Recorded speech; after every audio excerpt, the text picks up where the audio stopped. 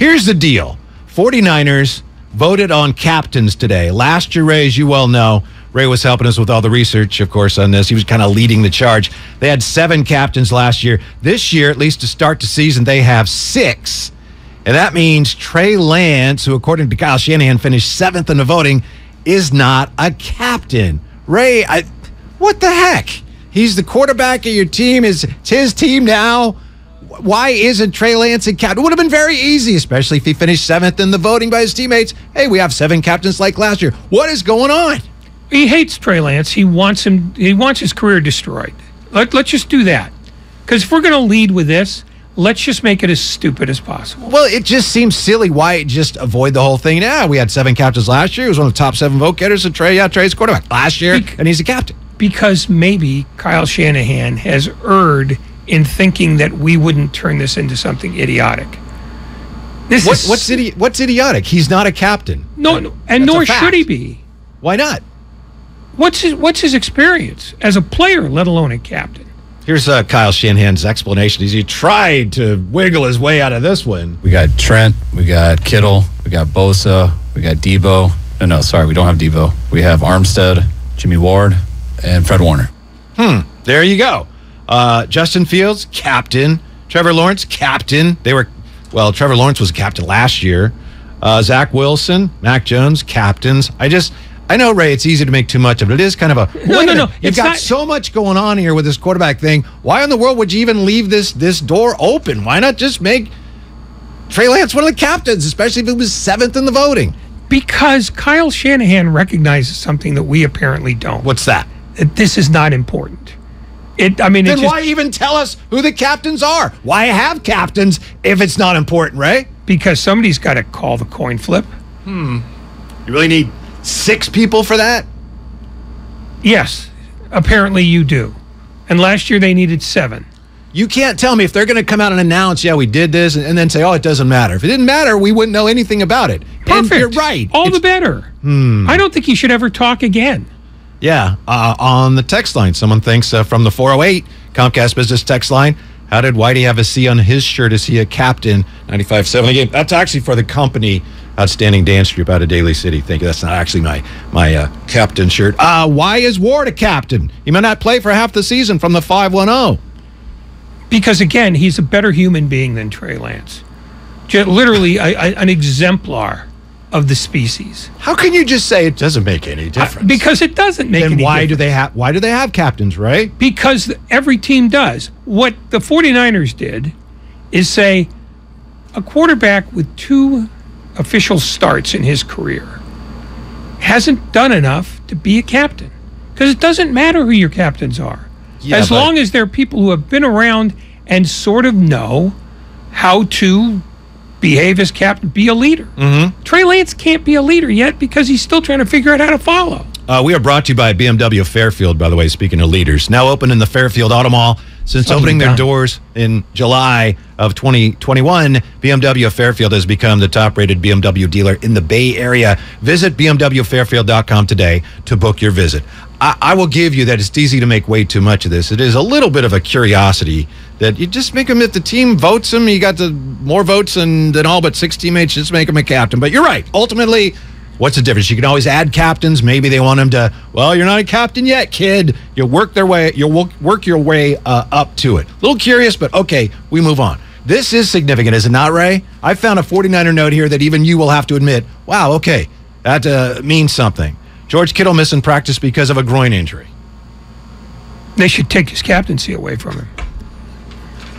See, I'm trying to move on, and now you're going back to it, and you're going to tell me I'm making too much of it?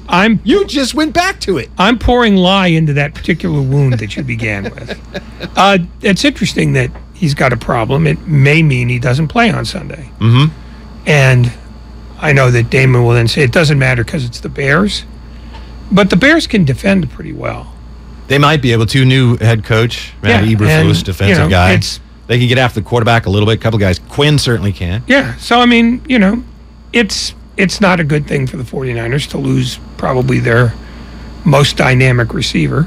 To me, the larger issue as well, in addition to all that, is that Kittle's just hurt all the time now, right? I mean, even the season's starting and he can't go. I mean, he's got a lot of miles on him. And you wonder how much longer is he going to be able to carry this heavy load, which is made even heavier by the fact that he's also got to carry that team captaincy title around. That C weighs a ton. I mean, look, the way he plays, if in fact his body is wearing down, I wouldn't be surprised a bit. I wouldn't either. But I'm not there yet with that theory. I mean, if this groin pull turns out to keep him out for 6 weeks, then you could start having that discussion. But he missed a practice on Wednesday. He suffered the injury in Monday's bonus practice. Not sure the extent of the injury. Okay. See, bonus practice is another bad idea. Well, I'm with you on that. Whoever thought of that can't be a captain. Bonus practice, guys. Hope somebody doesn't pull a groin. Look what just happened. Jimmy Ward's injury, and Jimmy Ward, by the way, is a captain again, as was pointed out on the Comcast Business text line. Jimmy Ward's injury is potentially a real issue for the team because they have some issues with the safety depth, Ray. So it's football. It's just unfortunate that you start the season with an injury or two that could be problematic for you going forward as you're trying to figure out who the heck you are, and you're playing a Bears team that, frankly, might not know yet how bad they are. I think they have a pretty good idea. I don't think you can hide a team's inadequacies from the team itself. But that's something my dad told me a long time ago about baseball teams. You know how it is. Early in the season, a team, they have no idea yet. They're not beaten down by their own inadequacies yet. And sometimes, especially open. And the 49ers should win the game, but sometimes a team like that, new coach, they're home, opening day, they could play over their heads a little bit. They can be a little more dangerous than they typically would be in these circumstances. Let me just say this. Go ahead. Remember, my dad told me that, but go ahead. Well, I covered a number of baseball teams and a number of football teams who knew in August or for the baseball team in March that they weren't going to be very good. They know. They just do. They see the practices every day. They see the stuff that doesn't go right. I mean, Dwayne Kuiper tells a story about 1984 with the Giants.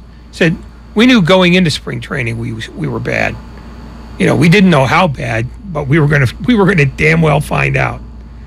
And they did. Mm-hmm. How'd they do on opening day? I'm going to check that now. See, that's my point. But I have to go back and see because they might have gotten their asses kicked at opening day. Whitey, you're desperately trying to be a captain here. Yeah. What do you think? You're hired. Yeah. I'm excited about the start of the football season. What's wrong with that? And I'm anxious to find out how good this 49er team is. And to me, it's flabbergasting. It makes me shake my head to think the 49ers, who now they are just starting year 4 of being a Super Bowl contender, and Ray, they still are trying to figure out the quarterback situation. They still have questions. What other really good team that is a legitimate Super Bowl contender, we think, has as many questions as the 49ers have at the quarterback position, and has had those questions for like 3+ seasons now? They don't have any questions. They know who they're starting. They know who they want to be their starter. They don't know how good he is. Nobody does. Well, but nobody, I mean, the Tampa Bay Buccaneers do not know if Tom Brady will stay healthy or get hurt. He is 45 years old. Yeah, but don't you think... The Green Bay Packers don't know if Aaron Rodgers is going to get hurt. So you Everything think about this is uncertainty. The only thing the 49ers can do, which is what they're doing, is put their best guy out on the field. All the uncertainty and stuff, they don't have to spend any time on until they find out, hey, we're certain this isn't working. Up until that point, they're certain that Trey Lance is their starting quarterback. You are guilty of a false comparison. I am not guilty of a false comparison. You say you're not being a very good captain. You say they don't know if Tom Brady. That's true, but Tom Brady has a little bit more in terms of his body of work than Trey Lance. There are more questions about Trey Lance because he's never done it on any level. You can't hit anybody with your Football Reference page. No other contending team has as much of an open question at quarterback as the 49ers. And maybe he plays well. I think he will. He gets better and better. And then by halfway through the season, you can feel like, all right, problem solved. But right now, you don't know. They don't know. That's one of the reasons Jimmy's still here. Who's Jimmy? He's the guy they decided he wasn't the guy. And then brought in Trey, and now we think he's the guy. It's really unusual, I'll say that, for a team this good with Super Bowl caliber talent and other units to have this big of a question at the most important position on the team, especially when your coach is an offensive genius. Except that he's not an offensive genius when it comes to the passing game. His great specialty, the thing that he is best known for, is his creativity with the run game. So, and we saw this with Jimmy Garoppolo, a middle-of-the-pack quarterback who knew how to win games. He didn't put up tons of yards, didn't throw a million touchdowns. Are you saying that, and I'm not trying to trap you, I'm asking, is the quarterback maybe in some ways less important on the 49ers? Exactly. That's exactly what I'm saying.